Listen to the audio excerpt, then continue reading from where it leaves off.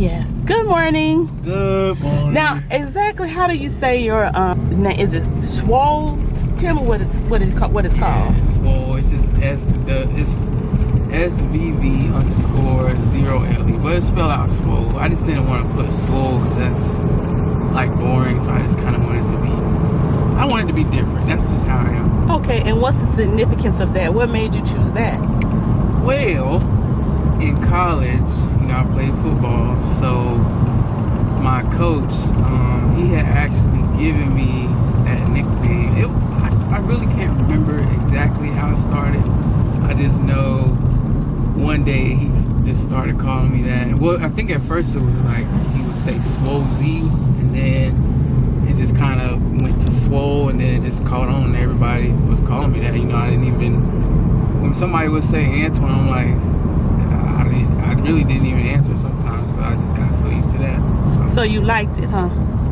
I mean, I guess, I wasn't really, if I'm being honest, I wasn't the best in college. Like, I feel like I guess you could say glory days were in high school. So it felt good to be known for at least being in pretty decent shape, even if I wasn't, a superstar. Well, superstar is a mindset to me. I mean, you could feel like you're a superstar if nobody else does. That exudes confidence. Yeah. So, tell us a little bit about your high school days. Oh man, high school was an interesting time for me. I was painfully shy, so didn't really say too much, but I was always known. That was the thing, I guess, because I played football, and like I was always a bigger guy in pretty decent shape, so people always kind of noticed and would know me, and I was always friendly, so it wasn't a matter of me just being like this mean introverted bully. I was just the shy guy that was nice, like if we wanted to have a conversation, I would talk, and I'd always speak to people in the hallway. I wasn't the type to be, I'd rather be seen than heard, was kind of my mentality. So I always kind of, just stuck to myself. I was nerdy. I always liked to do well in school because my parents stayed on top of me heavily. So I always kind of felt, not necessarily pressure to do well, but it was just one of those things where I knew what I was capable of. So I was like, let me at least live up to what I'm capable of. That way I can feel better about myself. Oh, I'm sorry. Go ahead. But as far as like football, if I have to be honest, I enjoyed high school football better than any level that I played at. Like the hangouts with like teammates and like all the bonds you formed in high school, it was just a different atmosphere. And then like Friday night playing under the lights was just like that. It was like something that it was hard to recreate in like college or in really any other level. And I could just remember even just hanging out with people on the team, and like we would get together sometimes on the weekends, and like we play like the new Madden, or we'd all get together on Xbox Live and play Call of Duty, Modern Warfare. That's what I think, with Modern Warfare 2, I think that's when it was popular back then. So that was always like a really good time. So that definitely, if I had to pick a level that I played at, that was probably my most I guess memorable, or my greatest experience. I would definitely say high school football. So let me go back to, you said about being seen but not heard. Yeah. Do you feel that worked in the person's advantage, or do you feel like people who express themselves more, is that better than always just sitting back and just really not having much to say? I feel like kind of both can work to your advantage, because some people, it helps them to network and get to know other people that are like-minded and trying to do the same thing as them. Because like a lot of people say, they say your network is your net worth. So I feel like the more people that you can put around you that have your same mindset, it even helps you elevate even more than you would have by yourself. But I feel like at the same time, you know, being, I guess, laid back, kind of chill to yourself, it really, I feel like it really helped me to stay humble, you know, even as I progressed and, I guess you could say, not got better than what I thought I was, but I guess as I went on and I excelled and I advanced, it helped me to just always feel like, you know, I'm not doing enough, or it helped me to stop feeling like I'm better than other people. You know, I feel like a lot of people that always have to be seen, heard, I feel like a lot of times they're more likely to get like the big head and always feel like everybody needs to pay them attention and stuff like that. Yeah, I can see that. I'm an introvert myself, and I'm an introvert to a point where if you push me to a certain point, I will be an extrovert. So I guess I see what you're saying. So you went to college. Tell us about your college experience. What position did you play in high school? I played linebacker in high school. So did you play that in college? I played a couple of different ways. Like I said, college was not my best playing days. I kind of had a rough time adjusting to the collegiate level of play, just because in high school, everybody runs the ball mostly. Like, you don't really see too many pro style gunslinging like quarterbacks that can just, you know, take the top off the defense. So everybody was, you know, run first and maybe pass if we got like a long third down. Even some people would run on third downs, long third and longs. But I just had a hard time adjusting because I didn't have to be as good as pass coverage in high school. I was more of like run stuffer, like get in the lineman's chest and shed and, you know, go get the ball carrier. It wasn't really too much emphasis put on a drop back or stuff like that and going to chase running backs man to man. So I definitely had a difficult time adjusting to that, but I did end up played linebacker. I believe I did not play, I think I got in maybe one play my freshman year, but I did play pretty much every year after that at some point. But I went from linebacker to like a stand-up defensive end. Then I ended up being put down like in the inside. So I was playing, I think it was 3 technique maybe. But really, depending on the strength, you could play both, like the nose or the 3 technique, I believe. So. Okay. So when did you first start playing? Like, did you play rec ball, or you just said I'm gonna just try out for the high school team? How did that go? Yeah, I played rec.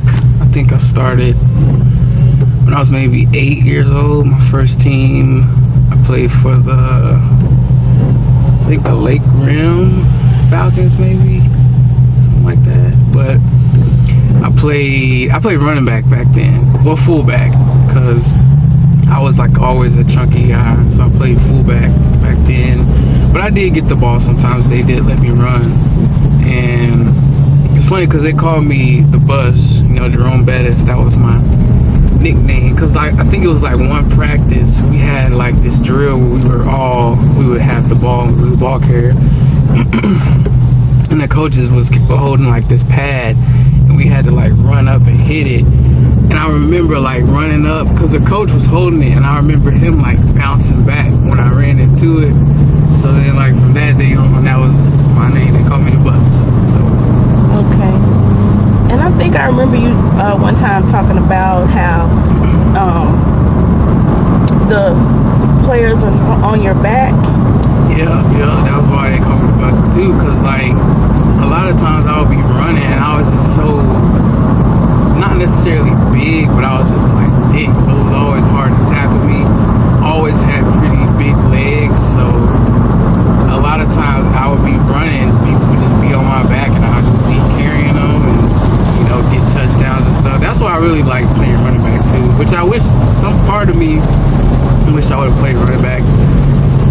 throughout my whole career, but I don't know, high school for some reason I just decided to play linebacker. I don't know. Yeah. So, okay, now we switching to academics. Like, what did you major in college? I majored in accounting, believe it or not. Okay. I mean, I wouldn't say that was exactly what I wanted to do. I was just, like I said, I was always very shy, very introverted, and it just seemed like every other career path always kind of involved some sort of like intense social interactions, which I didn't like. So I was like, well, let me think of something where I could just be in my own world, sitting at a desk and just doing my own thing. So I was like, let me just try accounting. So that was really the kind of the reason. And I mean, people had always said, you know, accountants make big money and stuff like that. So that was what kind of really drew me to that. And I didn't really have any real expectations. I was just like, I want to go to college, so let me just figure something out. So how did that work out for you? Like when you started in your, well, first of all, did you get any jobs in your field? Because, you know, with today's college, a lot of people are like, it's not even worth it. So were you able to find a job in accounting? Sort of. When I was in college still, I had a professor that, you know, she thought pretty highly of me, and she ended up recommending a local company to where I went to school. I went to school in Virginia. So she recommended me for a job with a local credit union. And, you know, they had kind of told me that, okay, we know that you're in accounting, so we do want you to be on track to be an accountant, but we need you to start off as a teller. So I had to start off as a teller, and I did teller for about, I want to say about 2 years maybe. So it was like, they started me interning while I was still in college, so I was going to college, you know, doing my classes, and I was working as the teller part-time. So I would go in after my classes and they would let me work, you know, as much as I wanted basically until they closed. And even on days where I didn't have classes at all, they let me work. So I did that for a while. And then once I graduated, I went full-time. So then I was working full-time at the credit union as a teller still. Then after doing that for a while, actually my boy, Ronnie, my brother, he told me, you know, well, why don't you, since you want to do the accounting, why don't you just start going upstairs and just start working with, because they only had one accountant at the time. They had a CFO and they had one guy doing all the accounting. So he was like, well, you want to do the accounting, which is why I love him, because he always was pushing me, man. He's always been the type to push me to be better and do better. So he was like, yeah, just go up there, you know, just kind of start shadowing him a little bit and seeing what he's doing, and then that way when the time comes then you'll be ready. So I started going up there, just kind of shadowing him, asking him questions about what he's doing. And then this was around the time of COVID. So when COVID started, he actually started working remote. So boom, opportunity comes knocking. So now I am basically assisting him while he's working remotely, you know, doing things that he can't do from home. Like I was taking care of things in the office that he couldn't do at home. So then I was getting my experience that way too. And then fast forward to maybe like a year later maybe, and this was like, I had been doing the teller, working the teller line and doing accounting for, I want to say it was like a year or something, which was pretty tough. But anyway, it builds character. So I did that, and then he ended up leaving once we did a conversion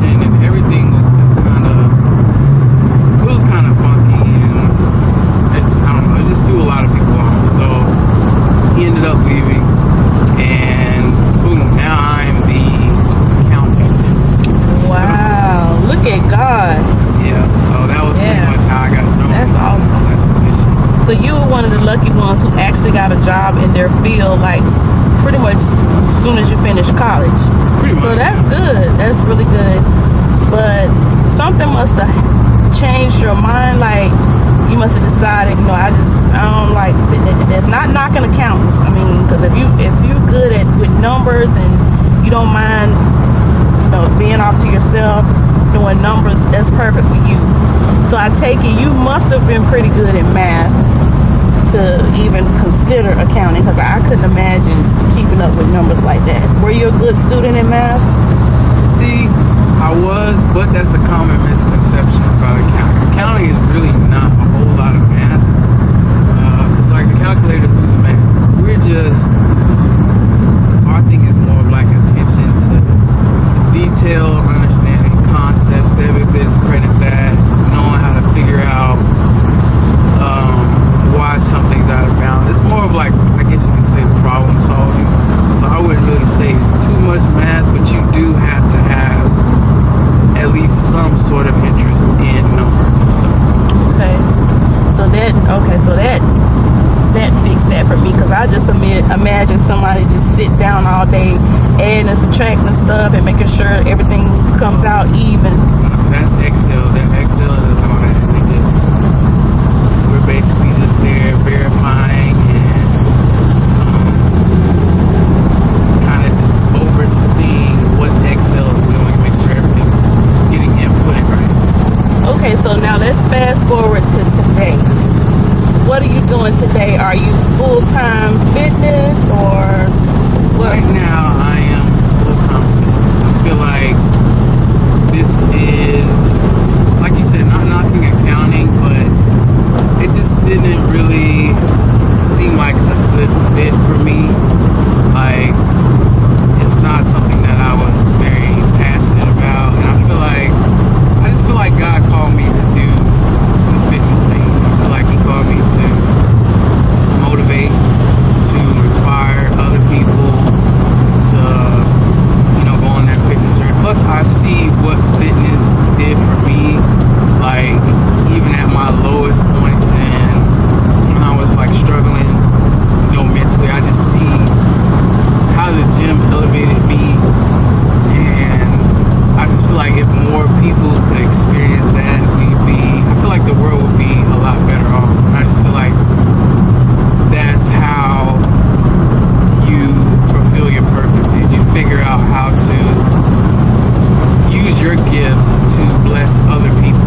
I feel like God gifted me with, just this strong mind, just the ability to stay disciplined, and He definitely gifted me with great genetics too. I feel like my genetics help to inspire other people, because they see, okay, he went from this to this, so even if my genetics aren't quite as great as his, then imagine if I put in the same amount of time, same amount of effort as him without using steroids. And it helps people to be inspired, like, okay, maybe I can do the same thing if I just stay dedicated, stay disciplined. Right, because it does take a lot of discipline and dedication to get up day in and day out and do this. And I'm sure the results didn't happen overnight. Now, when you say genetics, what do you mean genetics? What are you talking about? I mean, a lot of people, they are not as genetically gifted, and they'll kind of use that as an excuse to say, well, he did all this, but he just has great genetics. That's all that played a factor in his success. But a lot of people don't realize, like, if you just put in the work, put in the effort, stay dedicated, stay disciplined, you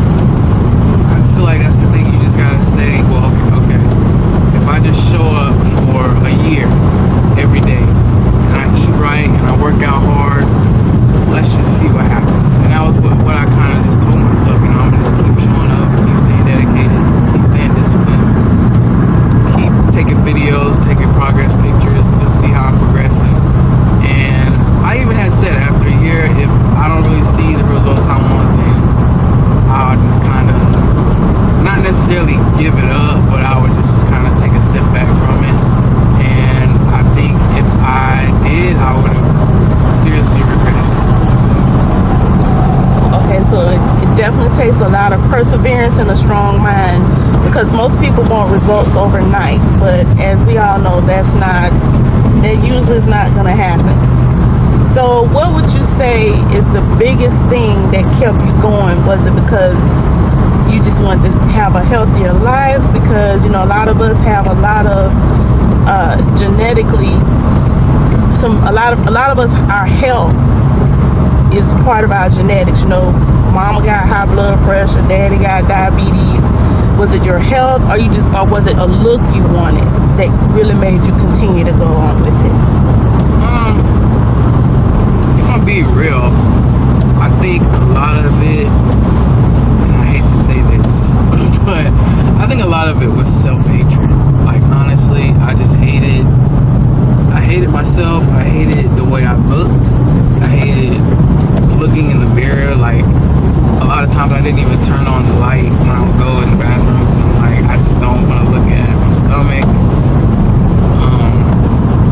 So I was like, okay, I have to do something different, because if I just keep making up excuses or just keep eating the way I'm eating and then I still get upset at myself, then it's like they say, if nothing changes, nothing changes. So I was like, okay, I got to do something different. So I would say, back to your question, what motivated me was my appearance. So I was like, I just want to look better. I mean, yes, I wanted to see my abs. I wanted to see, like I said, the vascularity. I wanted to see how lean, how cut I could get, how lean it was possible for my body to get, based on my genetics. Because for some people, like, being lean, it comes pretty easy naturally, but for me, I could tell it takes a lot more of healthy eating. And some people will notice that their body, it takes a lot for them to get lean, so they do have to eat cleaner than, like, people with, I guess you could say, those elite kind of genetics. So I was like, well, hey, let's just keep eating clean, keep working out, and just see what happens. Like, the worst thing that could happen was that I get into the best shape of my life, even if I don't look exactly the way I want. So I was like, I can't really lose in that scenario.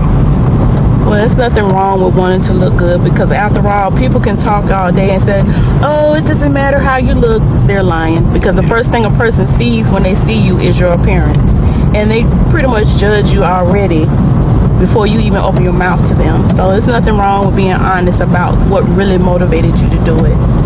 I'm just proud of the results that you have, because it seems like it's making you feel a lot better about yourself.